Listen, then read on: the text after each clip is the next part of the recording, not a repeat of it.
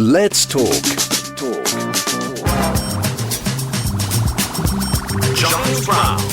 You're listening to Giles Brown on Talk Radio Europe, your voice in Spain. From the shadow of the blues, a story of music, addiction and redemption by John Lee Hooker Jr. You know my love of John Lee Hooker. If you listen to my show on a Saturday morning, you know that I play out with John Lee Hooker. Delighted to say that John Lee Hooker Jr. joins me live on the line now. Good morning, sir. How are you? I'm doing very well, Giles, and thank you for having me. Whereabouts are you this morning, by the way? Pardon, I'm in the north part of Germany, in a little small city called Kloppenburg. Yeah. So tell me a little bit. Let's just start with the name, the father, because if you're a blues fan, John Lee Hooker, Sonny Boy Williamson, Muddy Waters, the Holy Trinity, if you like. But we never really think of what it's like to. Blues is a hard business. Blues is a cry from the heart. It's a tough life, and to grow up the son of a legend is also a tough life, I would imagine. Well, I've been asked, is it a blessing or a curse to be named after your father? I would say that people in the music industry, promoters and theaters and venues and festival holders often look through the curtain to see who this John Lee Hooker namesake is, and put their ear to the door to see if he's anything or similar to his father. Is there any kind of talent that he has? And most promoters, most people in the industry have listened and came to the conclusion, especially the Grammys. Grammys don't take fake people. They don't need another John Lee Hooker. My dad taught me this. They don't need another John Lee Hooker, and they don't need another B.B. King Jr. And you are original, and that is a good thing. So that was the thing. People listened, and they were curious, and a long time ago, they opened the door for me. As far as the burden or the curse, I wouldn't say that because I never had an elephant on my back trying to show people, or I have to show people that I am good. I never had that. I never felt that. I have always just been me. I have always been me. Whatever anyone's expectations, I've just always been me. BB had a particular style. It was the note on Lucille. He would hold a note. It was the space in between the notes was important. Your father had that sort of, it was just the drive. It was that constant drive that built and built and built. It's not an easy listen. It wasn't, classic 12-bar blues. So when you approach your playing or your music, what were you taking as your influences? My influence comes from, of course, my dad. I grew up in the jazz era, listening as a kid to Ella Fitzgerald and Lou Rawls, and so I have a sort of jazz background in my style. And that's just how I approach it. I approach it and with the influences that influential people in the music industry that I learned by. It's simple. It's not science. It's just natural.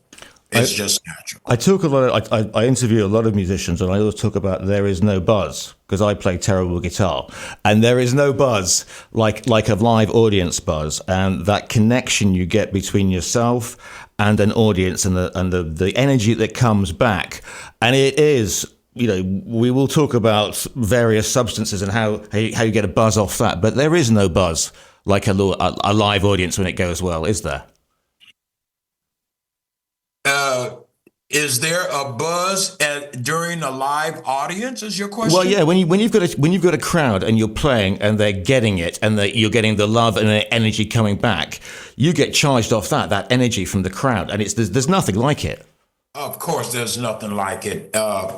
The when an audience, I opened for the Rolling Stones, and there was nothing like an audience that confirmed or endorsed or said, "Yeah." And when you're absolutely correct, and that's a great question. There's nothing like a confirmation from people out there in the audience waiting on or paid their money to hear or listen to a good performance. It's interesting you mentioned the Stones because they, most famously with Muddy Waters, they introduced a new audience, especially in Britain, to the blues. Mainly sort of white middle class people were getting this hard music. What was your take on meeting sort of Keith Richards and all those sort of middle class white guys who kind of got the music? What did it feel Yeah, like? and what was your opinion? Did you have any sort of preconceptions of them, sort of thing, or is it just the music?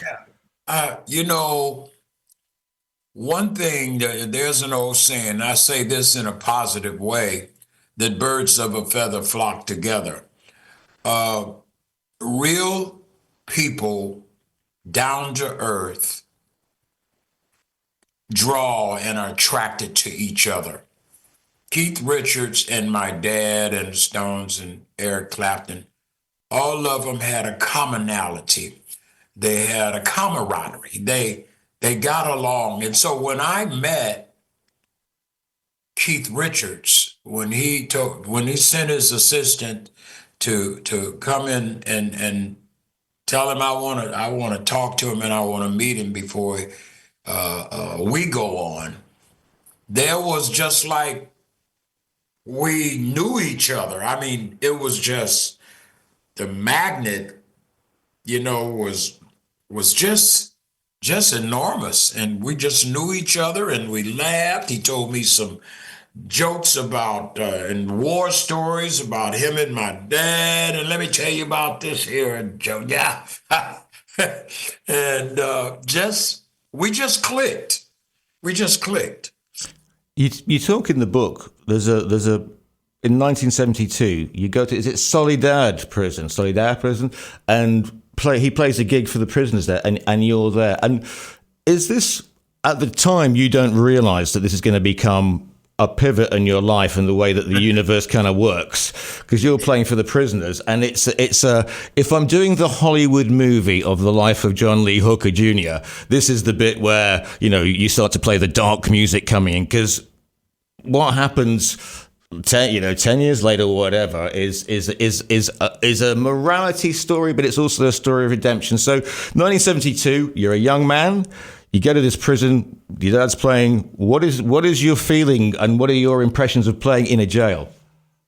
Well, I'm going to write the word deja vu right here so that I can remember it. And I had just was released after a year in Michigan State Prison as a teenager, and went on to become a young adult at the age of 21. Yeah, 20. I believe that's right. And going through, after my dad and them got the invitation from Beverly Hills ABC, that's probably gone away now. My dad announced to me that, hey man, we're getting ready to go in here. And he said a joke, don't get scared now, you're going into prison, Junior. So we were in the van and we went through the Sally Port Gate. The Sally Port Gate is R&R for release and return, reception and release. Been a while. So we drive through in the van, and They do their little code things and they allow us in, and there's some searching of the instruments and whatnot. I believe count time is over with, and everybody is ready, set, and ready to go.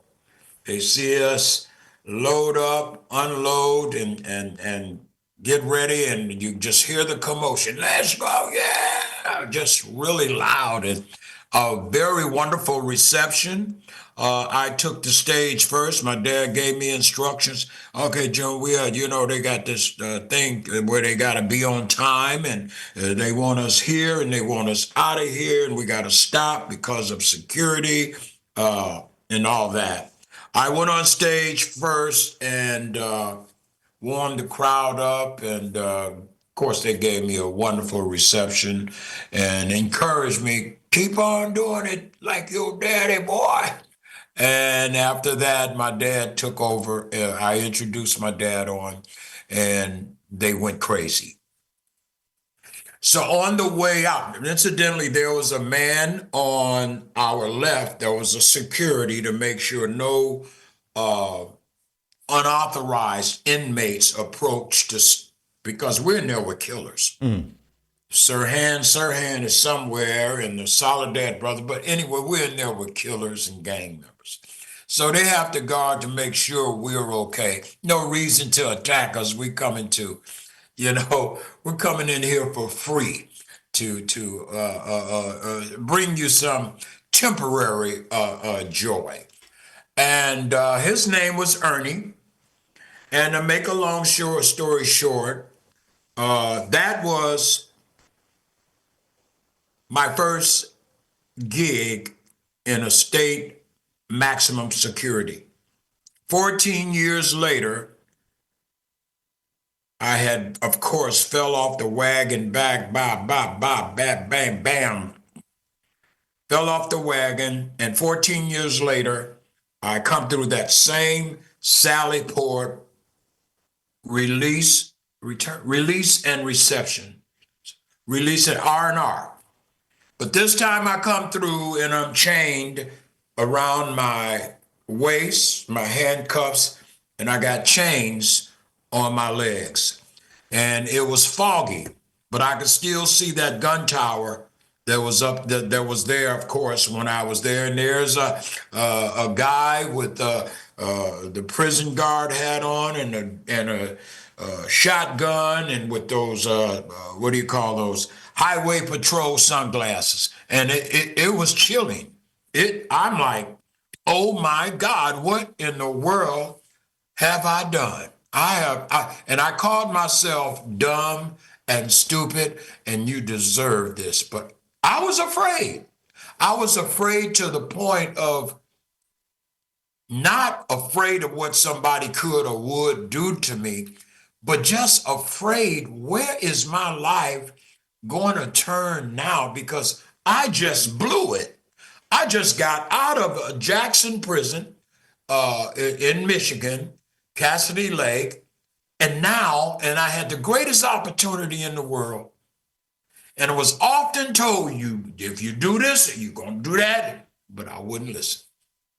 So here I am. I was assigned to a detail. I was told to take my ID with this documentation after I went through all the medical stuff, and to make sure that I wasn't a killer. I was told to go into such and such a place, and this is where you're going to be working at. Over there is where you're going to be living at. So I went over there and walked in this little shed and gave the man my ID.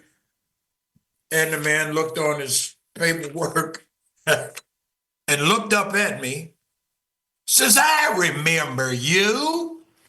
No, sir, I never did time here before. Yeah, I remember you. Sir, I never did time. I'm sorry, but I never been to this prison. I never been to prison in California. No, and he went inside of his desk drawer and pulled out an 8x11 photo, black and white, of me on stage and him as a security guard back when we came through there. And he showed me that picture, and I almost melted, Giles. I almost melted. And I'm like, oh my God. 14, 10, 10, maybe 10, 10, 11. I don't know. I'll do the math later, but I came back. My life has been changed, and that was the final round. Now I am an ordained minister.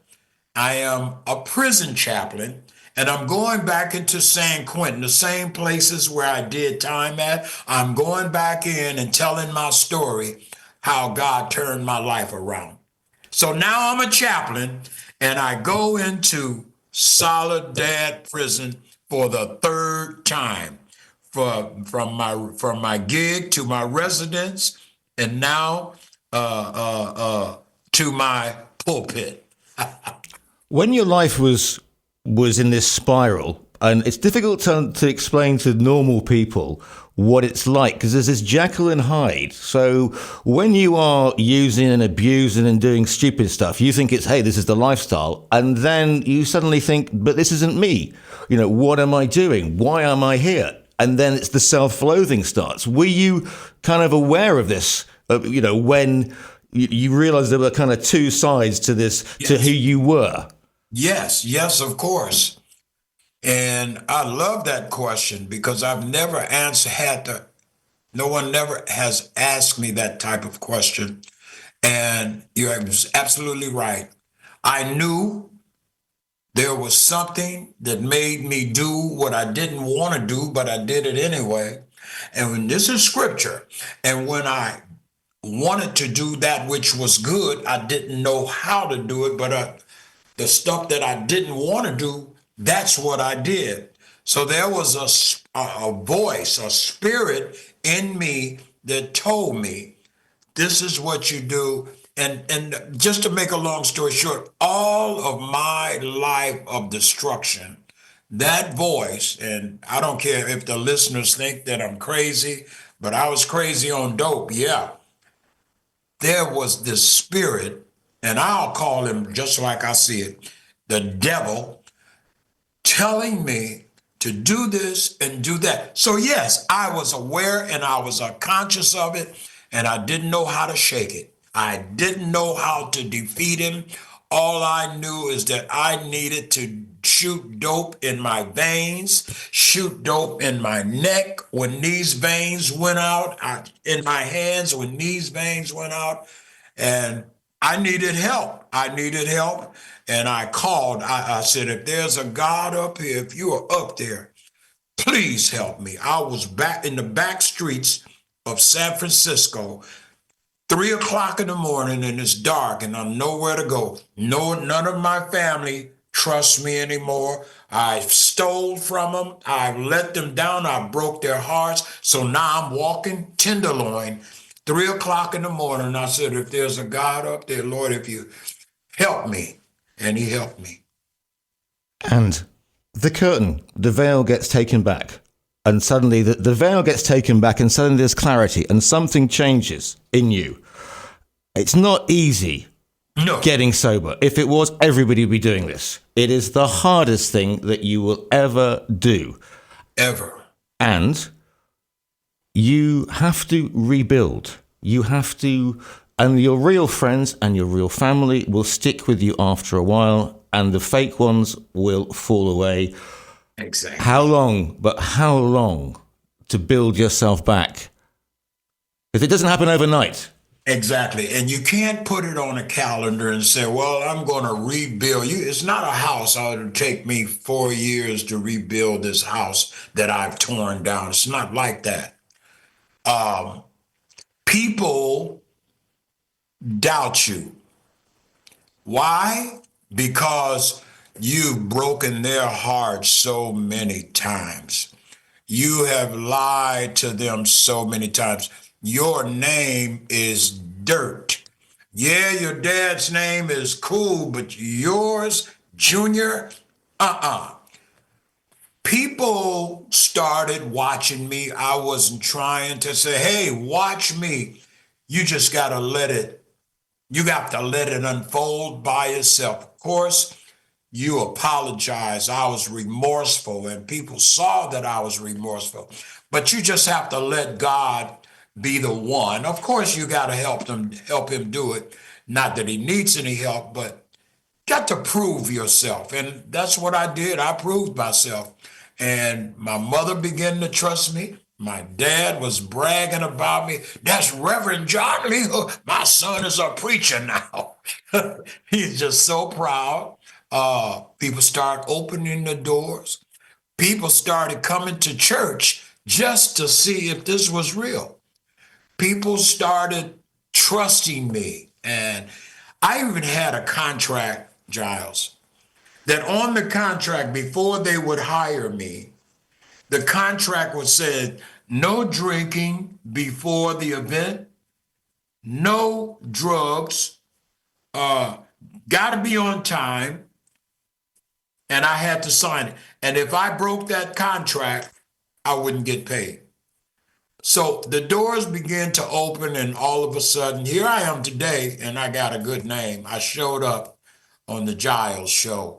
Here's I the, am here- so blessed. here's the thing, though, because people think you get clean and it's all the pink fluffy cloud and everything is wonderful, but there are, life, you will get tests, and you need the anchor, the spiritual anchor, because 3 months in, 6 months in, real life bites you, and so many people go back to the old, oh, it didn't work for me, and they're dead within a year. Your faith, your anchor, your spiritual anchor, obviously really strong. Say that again. Your faith, Jesus, your spiritual anchor kept you when times got tough, because it's not all a beautiful rainbow ride, etc. That's the thing with recovery. Right. It's just like that. That, and I'm looking out the window, but it's just like that beautiful rose bush that you cut off. Now it's got to grow, and there's some pains. There's people that will not allow you. Know you have damaged their emotional. You have damaged their spirit because of who and what you used to be. And some people will not come in back into your lives. Some people would not hire you. I had a police record from 19 when I was a boy, from juvenile in 1966. I was a juvenile. And if you stretch it out all the way to from there to when I got off parole and was just through with everything, 1997, you can go into a job, and when they look at, because on contracts, applications today, have you ever been convicted of a crime? And if you have, make a notation of all of when you were convicted, when did it started, and da da da da da da. So I have to put on the application the year it started, and would like to talk to you in person because I can't put it all there. But to make a long story short, no, it's not easy. It's not easy. And you can't go into it hoping that it's going to be easy. But this is a story of redemption. This is a story of redemption. I'm talking to you now, and when you were in the midst of the craziness, and when I was in the midst of my craziness, we would never have imagined that this life was possible, and yet it is. And surely the redemption from the shadow of the blues is obviously, because it's not my rock and roll lifestyle. I was so fair, look at me, I'm such a bad boy, because that's what a lot of people think is glamorous. It's not. You describe it as a lost period because of the damage. But this is a book about redemption and the human spirit and a faith in Jesus. And presumably that is what you're trying to get across with the book. Exactly. I am trying to get across that, because you're living a life of celebrity. your parents are Frank Sinatra, Willie Mays, or uh, John Lee Hooker. I'm going to use this analogy. All that glitters isn't gold. All that apples that shine and look juicy doesn't necessarily mean that there's not a worm inside. Uh, it's not. It's not. It's what's going on in the inside. And that's what drew me to my life of destruction. Drugs and alcohol and whatever kind of habit you have or person have, it will destruct you. It will either kill you. It's not easy. Life is not eat, drink, and be merry. Life is not, hey, everybody, let's have some fun. Let's have some fun. You only live old one time, and when you're dead, you're gone. So let the good time roll. Don't go like that. Doesn't go like that. The good times is going to turn into bad times. Believe me, 40 something years of drug addiction in prisons, and I was shot twice, guns to my head and to my face. I have a knife mark in a knife fight in San Francisco. I was stabbed with a knife in my back. Reputations, reputations of being the bad boy or the bad girl only last for so long, and then you're going to say, somebody help me. And everybody who you broke their hearts not coming to help you, you got to call on God. Writing this book, and we'll finish soon, my friend, but writing this book must have been quite painful because you're going there. But again, you must really love like a coffee in the morning because, hey, we're still standing. You know, the mornings are good. We used to fear the mornings, but the mornings are good now. The mornings are a blessing. The mornings are such a blessing. Um, I wake up and, of course, again, I reiterate, I am not, by human standards, I'm not supposed to be here. I have overdosed. My dad sent his manager to the hospital. They would call it, your son overdosed. And his name was Tex Coleman. And Tex walked in and they had me on the hospital bed with one of those things, and my body would jump off the bed like this here. And they would tell Tex, we almost lost him. We almost lost him. I remember when I was telling my story to my co-writer, Professor Julia Simon. Uh, Sometimes, Giles, when I would tell my story on Zoom, I would bust out crying. Excuse me, because I had to relive all of the horrors, all of the pains that I've caused someone, all of the homeless nights that I spent either in an abandoned house or on the street. I had to relive that. And sometimes remorse would set in. Wow, I hate that I did that. Wow, how could I do that? My son, Jeremiah, had to come up with the help of my parents, come up to San Quentin and, Dad, when you coming home? Dad, when you coming home? At midnight, when the lights was out in San Quentin, I cried quietly. I cried. I cried. It's not easy life.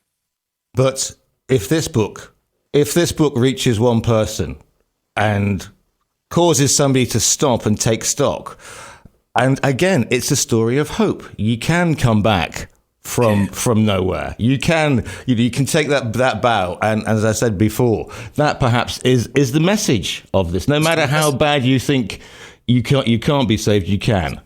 Exactly, exactly. You know, there's a saying throughout church orbit that through man's and women, through humankind's extremity, is when God presents his opportunity. You can get back. You can get back. I had went into I'm just going to throw a number, but I believe it might be more. But I'm just going to say 20 drug so-called rehabilitation centers. And in the book, it describes my first one when I was 17 or 18. And I was sent to a cult called Synanon. And all of those programs that I went in, I remember back 20 minutes ago, I told you there was a voice, and I'm not afraid to say the devil. I'm not afraid to say that word. The devil would tell me, and he's probably telling someone out there that's on drugs or alcohol, whatever their habits are, sex, gambling, I don't know, that you can't make it. My uncles, my family, do you remember this? Once a junkie, always a junkie. And that was embedded in my consciousness growing up as a drug addict, that I would never get out of this type of life ever. But I am here to say that you can. You can. And after you fail and fail and fail and fail and fail, there's hope. But I'm going to say it. If you really want, and don't get me wrong, they have some wonderful doctors out there. They have some wonderful counselors out there, therapists that can help you get off of drugs, right? But after you have tried them, after you've tried all of them, there's one that I can guarantee, and that's the Lord Jesus Christ. I'm telling you, I know my lawyer, and I'm gonna let you talk in a minute. I'm sorry, but I had an attorney that the family, they would call him every time, because I stayed in jail, stayed in prison, and one day this lawyer, anyway, gotten old, saw my sister, hi there. How is your brother? He was probably thought he was going to say, oh, he's dead. Oh, he's in prison. She said, you're not going to believe this. She said, Junior is an ordained preacher now. No. No. And you know what he said, Giles? There must be a God up in heaven. Wow. The book is called From the Shadow of the Blues, My Story of Music, Addiction and Redemption. It's by John Lee Hooker Jr. You can order it via our own virtual bookstore. And you have a website, don't you? JohnLeeHookerJr.com. Yes, sir. And if you want to go to my website, www.johnleehookerjr.com, you can go to my store and you'll see my book. You can click on the book and it'll show you several book distributors. Those who are listening from Europe, you can also purchase it sold over here in Germany as well. And follow me on Facebook, Twitter, Instagram. Send me a friend request. If you have questions, go to my website, click on ministry, and put your questions in. You just want to talk. If you're addicted to whatever, talk to me. The book is called From the Shadow of the Blues. It's by John Lee Hooker Jr. It's been an absolute pleasure to speak to you today. No, Giles, thank you, man. You are a strict professional. Thank you, my brother. Bye-bye. Take care.